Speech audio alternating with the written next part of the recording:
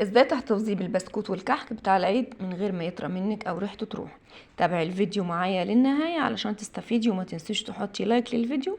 ولو لسه بتشوفي القناة لأول مرة اشتركي وفعلي زر الجرس علشان كل ما انزل فيديو يوصلك اشعار بيه. مبدئيا كده لما تيجي تحفظي نواعم العيد ما تحطيهاش كلها في علبة واحدة، يعني ما تحطيش الانواع كلها في علبة واحدة، لازم كل نوع تحفظيه في علبة لوحده. هتجيبي علبة كده كبيرة، سواء كانت كبيرة او صغيرة حسب الكمية اللي انت عاملاها، وتحفظي فيه كل نوع لوحده. يلا بينا كده نشوف الفيديو هنحفظ نواعم العيد ازاي.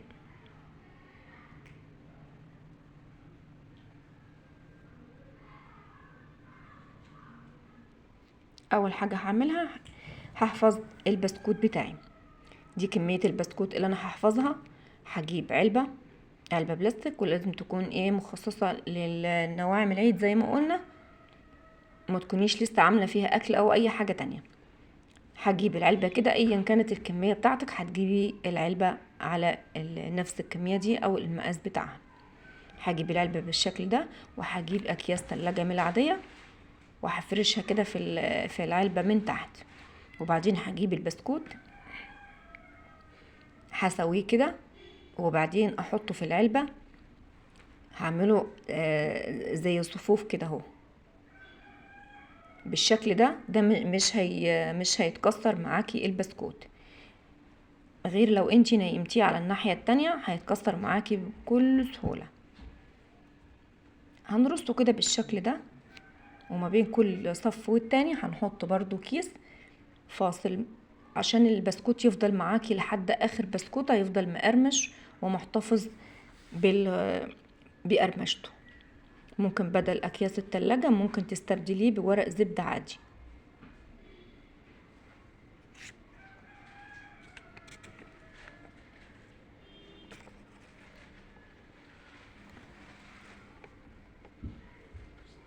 هنرص واحدة واحدة بالشكل ده.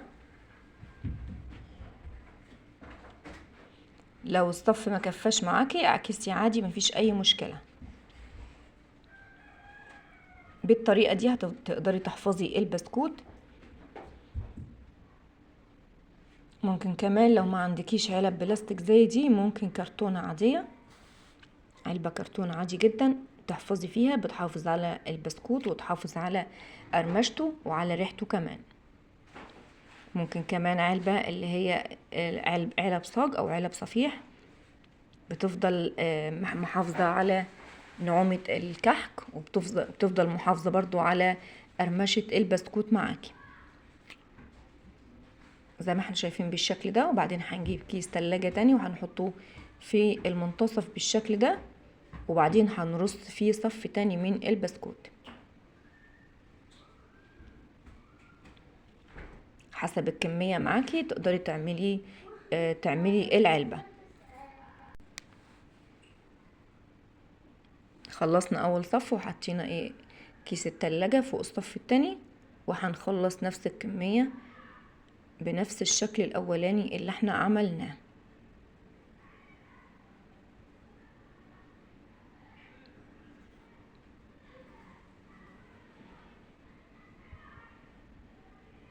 دي طريقة من طرق كتير لحفظ الكحك والبسكوت او نواعم العيد.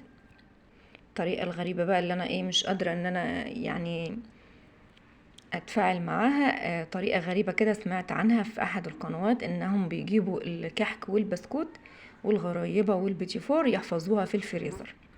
دي بصراحة طريقة غريبة جدا، بس لو حد فيكم جربها قبل كده ممكن يكتب لي في الكومنتات.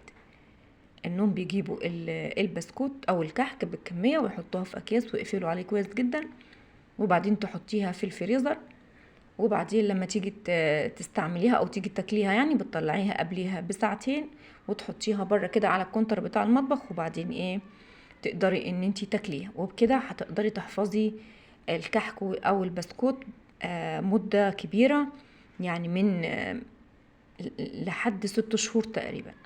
دي بصراحة انا ما جربتهاش، بس يعني طريقة غريبة بصراحة. يعني طول عمرنا بنحفظ الكحك والبسكوت بره، وبيفضل مقرمش وبيفضل ريحته فيه عادي جدا. شايفين ان هنا خلصت الكمية بتاعتي. هجيب بقى كيس في الاخير، في الصف الاخير، وهحطه عليه، ومش هخلي الهواء يقرب منه ولا معرض للهواء. وبعدين هقفل عليه العلبة بالشكل ده، هقفلها كده باحكام، وهحفظها كده في مكان بارد ما يكونش فيه سخونية. يعني ابعدي تماما عن المطبخ، علشان المطبخ بيكون دايما سخن،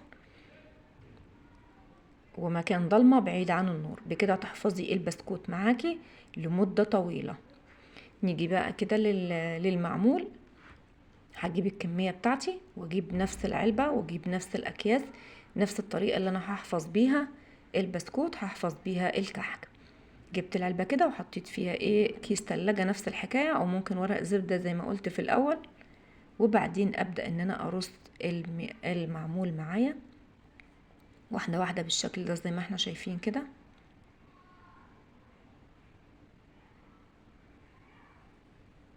لو انت عاملة كمية بسكوت كبيرة او كمية معمول كبيرة، ممكن تجيبي علب كبيرة، في علب مخصصة للحاجات دي، علشان احنا هنا عاملين الكميات صغيرة فحطينا في علب يعني على المقاس بالظبط.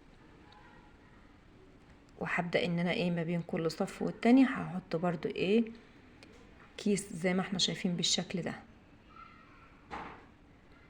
لما تيجي تحفظي الكحك او المعمول ما ترشيهوش سكر، علشان المعمول او الكحك ما يرطبش منك ويطرى وريحته بتروح، وتحسي انه مخزز وريحته مش كويسة. هنرص كل الكمية.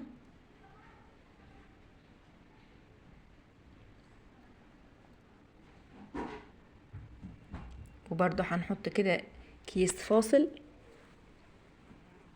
هنحط معانا اخر صف، وبعدين في الاخر هنحط كيس فوق الوش علشان ما يطلوش هواء او حاجة، ونغطي العلبة ونخليها محكمة جدا، ما نخليهاش معرضة لأي هواء. اهي بقت بالشكل ده.